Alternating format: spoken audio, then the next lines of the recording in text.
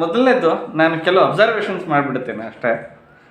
This is my last class ಇರೋದ್ರಿಂದ ಸುಮ್ಮನೆ ಸೂಚ್ಯವಾಗಿ ನಿಮಗೆ ಹಳೆ ಗ್ರಂಥ ಸಂಪಾದನೆ ಕೆಲಸಗಳು ಹೇಗಾಗ್ತಿದ್ವು ಎಲ್ಲ ಅನ್ನೋದ್ರ ಬಗ್ಗೆ ಒಂದಿಷ್ಟು ನಮ್ಮ ಹಳಬರು ಅಂದರೆ M A Ramanuja Iyengar, S G Narasimhachar, D L Narasimhachar, Bellavi Narayanappa, ಆಮೇಲೆ ಇವರು ಯಾರು ನಮ್ಮ ಎಲ್ ಬಸವರಾಜು, ಆಮೇಲೆ ಎನ್ ಬಸವರಾಧ್ಯ, ಎಚ್ ದೇವಿರಪ್ಪ, ಈ ಮುಂತಾದವರು ನಮ್ಮಲ್ಲಿ ಬಹಳ ಪ್ರಸಿದ್ಧ ಗ್ರಂಥ ಸಂಪಾದನಾಕಾರರು, ಬಹಳ ನುರಿತ ವಿದ್ವಾಂಸರು. ಅದರಲ್ಲೂ ವಿಶೇಷವಾಗಿ D L Narasimhachar, L Basavaraju ಈ ಥರದವರಂತೂ ಈ ಶಾಸ್ತ್ರಕ್ಕೆ ಬಹಳ ಎಮ್ ಎಮ್ ಕಲಬುರ್ಗಿ ಅವರೊಬ್ಬರು ಸೇರಿಕೊಂಡ. M M Kalburgi, R C Hiremath, M S Sunkapura, ಆಮೇಲೆ ಬಿ ವಿ ಮಲ್ಲಾಪುರ, ಆಮೇಲೆ ಶಿವಮೂರ್ತಿ ಶಾಸ್ತ್ರಿಗಳು, ಈ ಥರದವರೆಲ್ಲ ನಮ್ಮ ಪ್ರಾಚೀನ ಪಠ್ಯಗಳ ಪರಿಷ್ಕರಣೆಯಲ್ಲಿ ಬಹಳ ಕೆಲಸ ಮಾಡಿದವರು. ಸ್ವಲ್ಪ ನಾನು ಸ್ಪೆಸಿಫಿಕ್ ಆಗಿ ಹೇಳೋದಾದರೆ ಮಾರ್ಗ ಸಾಹಿತ್ಯ ಅಥವಾ ಚಂಪು ಅಂತ ಏನು ಕರಿತಿದ್ದೀವೋ ಅದರ ಸಂಪಾದನೆ ವಿಷಯದಲ್ಲಿ ಕೆಲಸ ಮಾಡಿದವರು ಅಂತ ಹೇಳಿದ್ರೆ S G Narasimhachar, R Narasimhachar, M A Ramanuja Iyengar ಅವರು, ಆಮೇಲೆ ಈ ಥರದವರು ಎಚ್ ದೇವಿರಪ್ಪನವರು. ಇನ್ನು ಈ ವಚನ, ರಗಳೆ, ಷಟ್ಪದಿ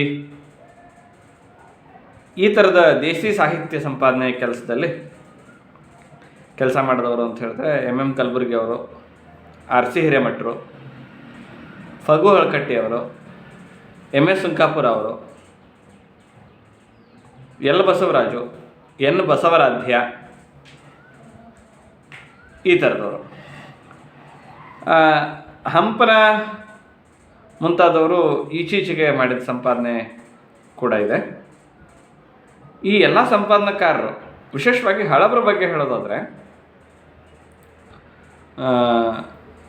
ಶೇಷ ಅಯ್ಯಂಗಾರ್ ಅಥವಾ ಬೆಳಗಾವಿ ನರಹರಿ ಶಾಸ್ತ್ರಿ, ಎಮ್ ಎ ರಾಮಾನುಜ ಅಯ್ಯಂಗಾರ್ ಅಥವಾ ಏನು R Narasimhachar, D L Narasimhachar ಈ ಥರದವ್ರ ಹಳಬರ ಬಗ್ಗೆನೇ ಮಾತಾಡ್ತಿದ್ದೀವಿ ಮೇಡಮ್.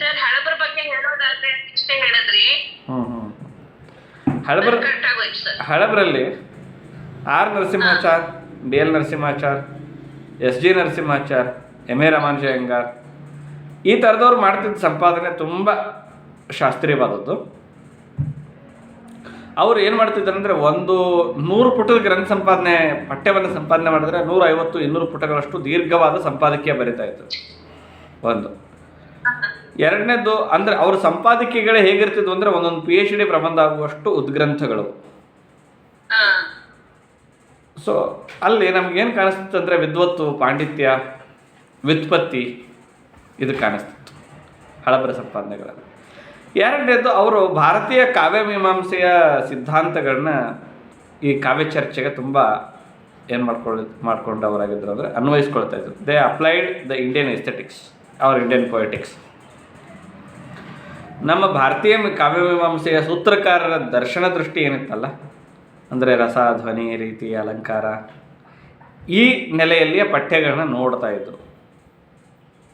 ಮತ್ತು ಪಠ್ಯಗಳ ಕೊನೆಗೆ ಹಳೆಯ ಸಂಪಾದಕರು ಕೊಡ್ತಾ ಇದ್ದದ್ದು ಏನು ಅಂತ ಹೇಳಿದ್ರೆ ಅಪೆಂಡಿಕ್ಸ್ ಅಥವಾ ಅನುಬಂಧಗಳನ್ನು ಕೊಡ್ತಾ ಇದ್ರಲ್ಲ, ಪಾರಿಭಾಷಿಕ ಪದಗಳ ಸೂಚಿ ಕೊಡ್ತಾಯಿದ್ರು, ಆಮೇಲೆ ಕ್ಲಿಷ್ಟ ಪದಗಳ ಅರ್ಥ ಸೂಚಿ ಕೊಡ್ತಾಯಿದ್ರು, ಆಮೇಲೆ ಪರಿಷ್ಕರಣೆಗೆ ಬಳಸಿಕೊಂಡ ಗ್ರಂಥಗಳ ಪರಾಮರ್ಶನ ಗ್ರಂಥಗಳ ಪಟ್ಟಿ ಕೊಡ್ತಾಯಿದ್ರು.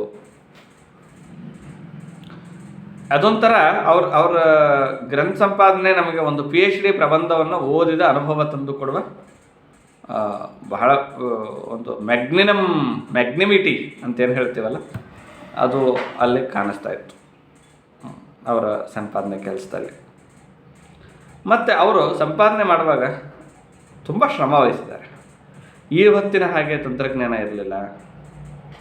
ಆಮೇಲೆ ಮುದ್ರಣ ಕಾರ್ಯ ಇವತ್ತಿನಷ್ಟು ಸುಲಭವಾಗಿ ಇರಲಿಲ್ಲ. ಟೈಪ್ ರೈಟಿಂಗ್ ಮಾಡಬೇಕಾಗಿತ್ತು, ಈ ಎಲ್ಲ ಏನೇನೋ ಇದಿತ್ತು. ಇಂಥ ಸಂದರ್ಭದಲ್ಲೂ ಕೂಡ ಅವರು ಈ ಸಂಪಾದನೆಗೆ ಒಂದು ಶಾಸ್ತ್ರೀಯ ಕ್ರಮವನ್ನು ಅಳವಡಿಸಿದರು.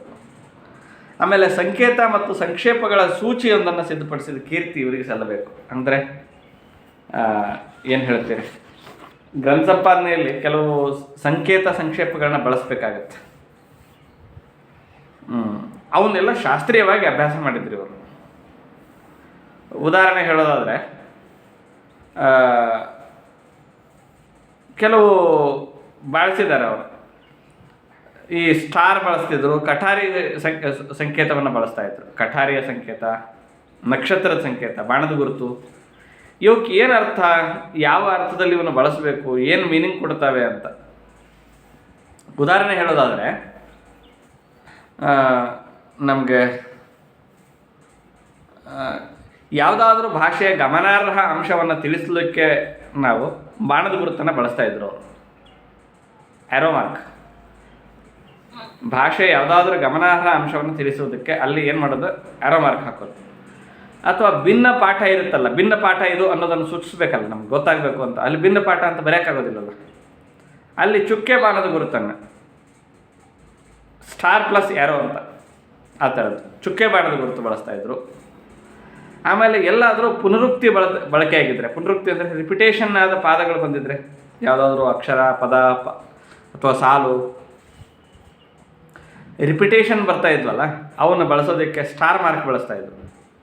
There is a difference between ಚುಕ್ಕೆ ಬಾಣ ಮತ್ತು ಸ್ಟಾರ್. ಸ್ಟಾರ್ ಪ್ಲಸ್ ಆ್ಯರೋ ಅದು ಚುಕ್ಕೆ ಬಾಣ, ಇದು ಬರೀ ಸ್ಟಾರ್ ಅಷ್ಟೇ, ಯಾವುದು ಪುನರುಕ್ತ ಪಾದಗಳನ್ನ ಬಳಸೋದಕ್ಕೆ. ಇನ್ನು ಪ್ರಕ್ಷಿಪ್ತ ಅಥವಾ ಸಂದೇಹ ಪಾಠ ಬಂದರೆ, ತಪ್ಪು ಪಾಠ ಅಂತ ಇರ್ತದಲ್ಲ ಅದು ಬಂದರೆ, ಸ್ಕಾಲಿತ್ಯ ಅಂತ ಏನು ಕರಿತಿರಲ್ಲ ಅದು ಬಂದರೆ ಸಿಗ್ಮಾ ಅನ್ನೋ ಸಂಕೇತ ಬಳಸ್ತಾ ಇದ್ರು. ಪದ ಪಲ್ಲಟ ಆಗಿದ್ದರೆ ಆ್ಯಂಟಿ ಸಿಗ್ಮಾ ಬಳಸ್ತಾ ಇದ್ರು.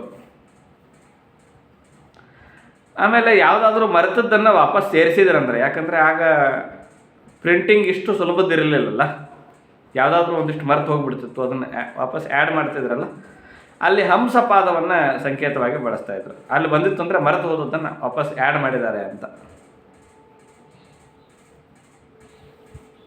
ಹೀಗೆ ಇವೆಲ್ಲ ಸಂಗತಿಗಳನ್ನ ನಮ್ಮವರು ಭಾಳ ಯಥಾವತ್ತಾಗಿ ಮಾಡಿದರು.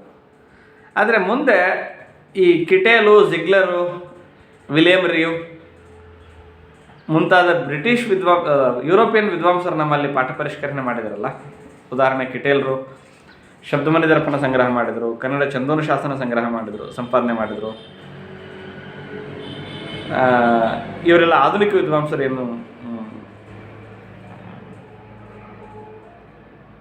ಯುರೋಪಿಯನ್ ವಿದ್ವಾಂಸರುಗಳೇನು ಸಂಪಾದನೆ ಮಾಡಿದ್ರಲ್ಲ, ಅವರು ಏನು ಮಾಡಿದರು ಅಂದರೆ ಈ ಸಂಕೇತಗಳನ್ನ ಬಳಸೋದು ಬಿಟ್ಟು ಅಂಕಿಗಳನ್ನ ಬಳಸೋದಕ್ಕೆ ಶುರು ಮಾಡಿದರು. ನಂಬರಿಂಗ್ ಮಾಡೋಕ್ಕೆ ಶುರು ಮಾಡಿದರು. ಈ ನಂಬರಿಂಗ್ ಕ್ರಮ ಮುಂದೆ ಹೆಚ್ಚು ಪ್ರಸಾರಕ್ಕೆ ಬಂತು. ಆದರೂ ಸಂಕೇತಗಳನ್ನ ಬಿಡಲಿಲ್ಲ ನಮ್ಮವರು, ಹಾಗೆ ಉಳಿಸ್ಕೊಂಡ್ರು, ಬಳಸ್ತಾ ಇದ್ರು ಅಂತ. ಇನ್ನು ಸಂಕ್ಷೇಪಗಳು ಅಂತ, ಉದಾಹರಣೆ ದೊಡ್ಡ ದೊಡ್ಡ ಕೃತಿಗಳ ಹೆಸರಿರುತ್ತೆ ನೋಡಿ. ಪಂಪ ಭಾರತ ಅಂತ ಒಂದು ದೀರ್ಘ ಬರೆಯೋಕ್ಕಿಂತ ಪಂಭ ಅಂತ ಸಂಕ್ಷೇಪ ಬಳಸೋದು.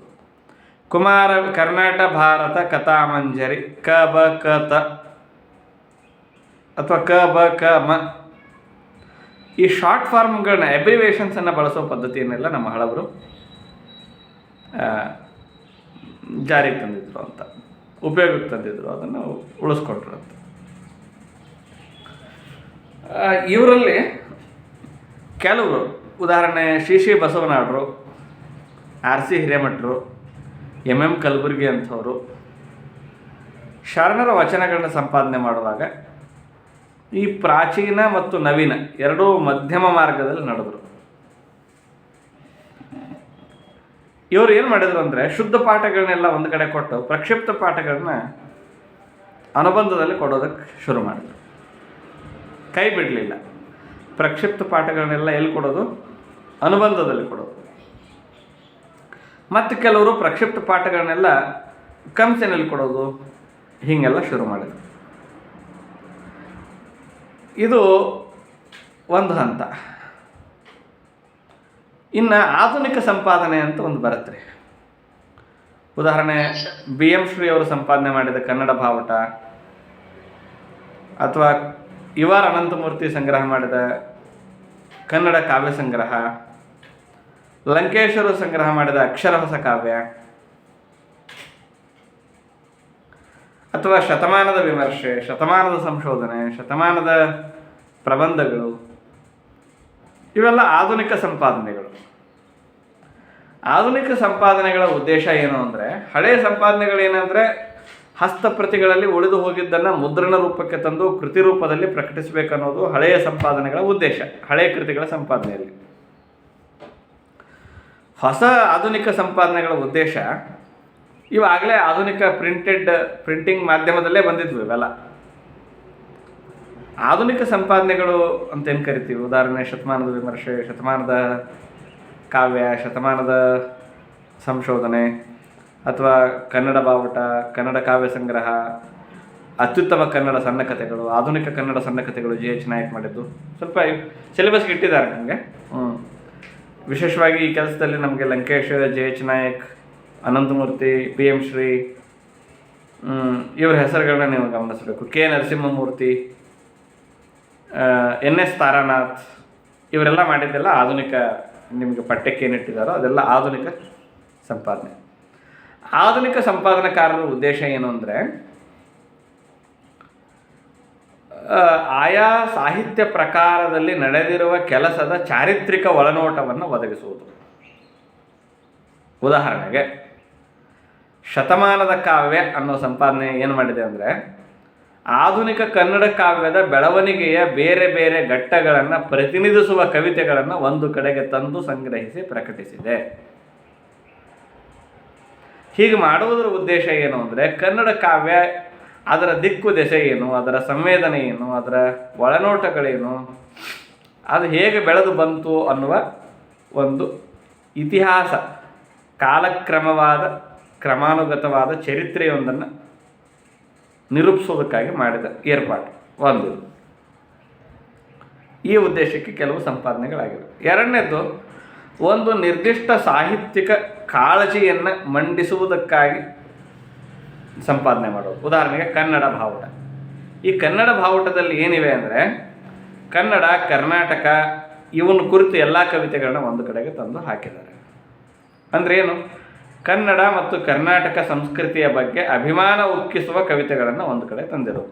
ಅಂದರೆ ಒಂದು ನಿರ್ದಿಷ್ಟ ಕಾಳಜಿಗೆ ಸ್ಪಂದಿಸುವ ಕವಿತೆಗಳ ಒಟ್ಟು ಗುಚ್ಛ ಇದೆ. ಈ ರೀತಿಯ ಸಂಪಾದನೆ. ಈ ಸಂಪಾದನೆಯಲ್ಲಿ ಶುದ್ಧ ಅಶುದ್ಧ ಪಾಠ, ಮೂಲ ಪಾಠ, ಮೂಲವಲ್ಲದ ಪಾಠ, ಭಿನ್ನ ಪಾಠ, ಈ ಪ್ರಶ್ನೆ ಅಲ್ಲ ಇಲ್ಲಿ. ಇಲ್ಲಿ ಏನು ಅಂದರೆ, ಕನ್ನಡದ ಬಗ್ಗೆ ಯಾರ್ಯಾರು ಏನೇನು ಬರೆದಾರೋ ಒಂದು ಕಡೆ ತಂದು ಸಂಪಾದನೆ ಮಾಡಿರೋದು. ಇದೊಂಥರ ಸಂಗ್ರಹನೂ ಹೌದು, ಸಂಪಾದನೆಯೂ ಹೌದು. ಇನ್ನೊಂದು, ಒಂದು ನಿರ್ದಿಷ್ಟ ಸಾಹಿತ್ಯಿಕ ಚಳವಳಿಯ ಧೋರಣೆಗಳನ್ನು ಪ್ರಕಟಿಸುವ ಸಲುವಾಗಿ ಮಾಡಿದ ಸಂಪಾದನೆ. ಒಂದು ನಿರ್ದಿಷ್ಟ ಸಾಹಿತ್ಯ ಚಳವಳಿಯ ಧೋರಣೆಗಳನ್ನು, ಉದಾಹರಣೆಗೆ ಅಕ್ಷರ ಹೊಸ ಕಾವ್ಯ ಅಂತ ಏನು ಲಂಕೇಶರ ಸಂಕಲನ ಇದೆ, ಸಂಪಾದನೆ ಇದೆ, ಅದು ನವ್ಯ ಧೋರಣೆಯ ಕವಿಗಳ ಅಥವಾ ಕವಿತೆಗಳ ಗುಚ್ಛ. ನವ್ಯ ಕಾವ್ಯ ಅಂದರೆ ಹೇಗಿರುತ್ತೆ ಅನ್ನೋದನ್ನು ಅಕ್ಷರ ಹೊಸ ಕಾವ್ಯ ಓದಿದ್ರೆ ತಿಳಿಯುತ್ತೆ ಅಂತ. ಇನ್ನು ಒಂದು ನಿರ್ದಿಷ್ಟ ಸಾಹಿತ್ಯ ಪ್ರಕಾರದ ಬೆಳವಣಿಗೆಯ ಗುಣಲಕ್ಷಣಗಳನ್ನು ಗುರುತಿಸುವುದಕ್ಕಾಗಿ ಮಾಡಿದ ಸಂಪಾದನೆ. ಉದಾಹರಣೆಗೆ GH ನಾಯಕರು ಮಾಡಿದ ಆಧುನಿಕ ಕನ್ನಡ ಸಣ್ಣ ಕಥೆ ಅಂತ. ಹೀಗೆ ಆಧುನಿಕ ಸಂಪಾದನೆ ಬೇರೆ ಬೇರೆ ಉದ್ದೇಶ, ಅಂದರೆ ಪ್ರಕಾರದ ಬೆಳವಣಿಗೆಯ ದೃಷ್ಟಿಯಿಂದ, ಚರಿತ್ರೆಯ ದೃಷ್ಟಿಯಿಂದ, ನಿರ್ದಿಷ್ಟ ಕಾಳಜಿಯ ದೃಷ್ಟಿಯಿಂದ, ಮೌಲ್ಯದ ದೃಷ್ಟಿಯಿಂದ, ಯಾವುದೋ ಒಂದು ಮೌಲ್ಯವನ್ನು ಪ್ರತಿಪಾದಿಸುವ ಸಂಗತಿಗಳನ್ನು ದಾಖಲಿಸಬೇಕು ಅನ್ನೋ ಕಾರಣಕ್ಕೆ, ಹೀಗೆ ಬೇರೆ ಬೇರೆ ಉದ್ದೇಶಗಳನ್ನ ಇಟ್ಕೊಂಡು ಆಧುನಿಕ ಸಂದರ್ಭದಲ್ಲಿ ಸಂಪಾದನಾ ಕೆಲಸ ನಡೆದಿದೆ. ಈ ಸಂಪಾದನೆಗಳು ಏನು ಮಾಡುತ್ತವೆ ಅಂದರೆ, ನಮ್ಮ ಹೊಸಗನ್ನಡ ಸಾಹಿತ್ಯದ ವಿಶಾಲತೆಯನ್ನು, ಅದರ ಬಾಹುಳ್ಯತೆಯನ್ನು, ಅದರ ವಿಸ್ತಾರವನ್ನು, ಅದರ ವೈವಿಧ್ಯತೆಯನ್ನು ದಾಖಲಿಸುವುದೇ ಇವುಗಳ ಉದ್ದೇಶ. ಹೊಸಗನ್ನಡ ಸಾಹಿತ್ಯದ ವಿಸ್ತಾರ, ವೈವಿಧ್ಯ, ಬಾಹುಳ್ಯ ಮತ್ತು ವೈಶಾಲ್ಯ ಇವನ್ನ ಇದರ ಫುಟ್ ಪ್ರಿಂಟ್ಸ್ ಅಂದರೆ ಅದರ ವಿಕಾಸ ಕ್ರಮದ ಹೆಜ್ಜೆ ಗುರುತುಗಳನ್ನು, ಫುಟ್ ಪ್ರಿಂಟ್ಸ್ ಅಂದರೆ ಹೆಜ್ಜೆ ಗುರುತು, ಅದರ ಹೆಜ್ಜೆ ಗುರುತುಗಳನ್ನು ಓದುಗರ ಅನುಭವಕ್ಕೆ ತಂದುಕೊಡುವ ಸಲುವಾಗಿ ಮಾಡಿದ್ದು. ಈ ಥರದ್ದು ಆಧುನಿಕ ಕನ್ನಡ ಶತಮಾನದ ನಾಟಕ ಅಂತ ಕೆ ಮರಳಸಿದ್ದಪ್ಪನವರು ಮಾಡಿದ್ದು ಒಂದು 20 ನಾಟಕ ಒಂದು ಕಡೆಗೆ ಇಟ್ಟಿದ್ದಾರೆ. ಅಂದರೆ ಈ ಶತಮಾನದಲ್ಲಿ ಬಂದ ಮುಖ್ಯ ನಾಟಕಗಳು ಯಾವುವು ಅನ್ನೋದು ಅವನ್ನ ಓದುಗರಿಗೆ ತಲುಪಿಸಬೇಕು ಅಂತ. ಈ ರೀತಿಯ ಆಧುನಿಕ ಸಂಪಾದನೆಗಳಿವೆ ಅಲ್ಲ, ಇವುಗಳ ಒಳಗೆ ಒಂದು ರಾಜಕಾರಣ ಕೂಡ ಇದೆ, some kind of a politics. ಶತಮಾನದ ವಿಮರ್ಶೆ, ಶತಮಾನದ ಸಂಶೋಧನೆ, ಶತಮಾನದ ನಾಟಕ, ಶತಮಾನದ ಕಾವ್ಯ ಅಂತ ಆ ಪ್ರಕಾರಗಳಲ್ಲಿ ಒಂದಿಷ್ಟು ಜನರ ಕವಿತೆಗಳನ್ನು, ಒಂದಿಷ್ಟು ಜನರ ಕಾದಂಬರಿ ಅಥವಾ ಒಂದಿಷ್ಟು ಜನರ ವಿಮರ್ಶೆ ತಗೊಂಡು ಇಟ್ಕೊಳ್ಳೋದ್ರಲ್ಲಿ ಏನಿದೆ ಅಂದರೆ, ಯಾರು ಆಯ್ಕೆ ಮಾಡ್ತಿದ್ದಾನಲ್ಲ ಸಂಪಾದಕ, ಅವನ ಅಭಿರುಚಿಗೆ ತಕ್ಕ ಆಯ್ಕೆ ಹೊರತು ಎಲ್ಲ ಓದುಗರಿಗೂ ಇವೇ ಮುಖ್ಯ, ಇವೇ ಶತಮಾನದ ಶ್ರೇಷ್ಠ ಕೃತಿಗಳು ಅಂತೇನೂ ಅಲ್ಲ. ಅಂದರೆ ಕೆ ಮರಳಸಿದ್ದಪ್ಪನವರು ಶತಮಾನದ ನಾಟಕ ಸಂಪುಟ ಸಂಪಾದನೆ ಮಾಡಿದ್ರೆ ಅಲ್ಲಿ ಕೊಟ್ಟಿರುವ ಅವರು ಮಾಡಿರುವ 19 ನಾಟಕಗಳ ಪಟ್ಟಿ ಇದೆಯಲ್ಲ, ಅವರು ಗಮನಿಸಿದ ಶ್ರೇಷ್ಠ ಕೃತಿಗಳಷ್ಟೇ. ಅದರ ಅರ್ಥ ಎಲ್ಲ ಓದುಗರಿಗೂ ಅವನ್ನ ಶ್ರೇಷ್ಠ ಅಂತ ಒಪ್ಪಬೇಕಾಗಿಲ್ಲ. ಅವರ ಅಭಿರುಚಿಯನ್ನು ಆಧರಿಸಿ ಅದು ಸಂಪಾದಿತವಾಗಿದೆ. ಅಂದರೆ ಏನರ್ಥ ಗೊತ್ತಾ? ಆಧುನಿಕ ಸಂಪಾದನೆಗಳು ಅಭಿರುಚಿಯ ರಾಜಕಾರಣದಿಂದ ರೂಪಿತವಾಗಿವೆ. ನನಗೆ ಪ್ರಿಯವಾದರೆ ಒಳ್ಳೆಯದು, ನನಗೆ ಪ್ರಿಯವಲ್ಲದ್ದು ಅಲ್ಲ ಅಂತ. ಈ ಪ್ರಿಯ ಮತ್ತು ಅಪ್ರಿಯ ಹೇಗೆ ನಿರ್ಧಾರ ಆಗತ್ತಂದರೆ, ನನಗಿಷ್ಟ ಇರೋ ಪಂಥ, ನನಗಿಷ್ಟ ಇರುವ ರಾಜಕೀಯ ನಡಾವಳಿ, ನನಗಿಷ್ಟ ಇರುವ ಲೇಖಕ, ನನಗೆ ಇಷ್ಟ ಇರುವ ಸಾಂಸ್ಕೃತಿಕ ಧೋರಣೆಯನ್ನು ಒಪ್ಪುವ ಅಥವಾ ನಿರಾಕರಿಸುವ, ಒಪ್ಪುವ ಕೃತಿಗಳಿದ್ದರೆ ಇರಲಿ, ನಿರಾಕರಿಸುವ ಕೃತಿಗಳಿದ್ದರೆ ಬೇಡ ಅನ್ನುವ ಒಂದು ಯಾವುದೋ ತಾತ್ವಿಕ ತೀರ್ಮಾನದ ಮೇಲೆ ಈ ಥರದ ಸಂಪಾದನೆಗಳು ಸ್ಥಾಪಿತವಾಗಿರುತ್ತವೆ, ರೂಪಿತವಾಗಿರುತ್ತವೆ ಅನ್ನೋದು. ಸೊ ಇಷ್ಟು ನಾನು ನಿಮಗೆ ಆಧುನಿಕ ಸಂಪಾದನೆಗಳ ವಿಷಯದಲ್ಲಿ ಸೂಕ್ಷ್ಮವಾಗಿ ಒಂದಿಷ್ಟು ಸಂಗತಿಗಳನ್ನ ಮಂಡಿಸಿದ್ದೇನೆ. ಇಲ್ಲಿಗೆ ನನ್ನ